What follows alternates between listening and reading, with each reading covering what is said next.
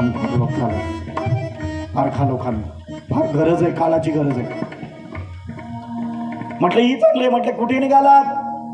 म्हटलं married unmarried आहे मी, मला लग्न करायचंय, अशा मोहिनी रूपी भगवान परमात्मा म्हणाले. म्हटलं मी पण अनमॅरिड आहे, माझं पण लग्न करायचंय.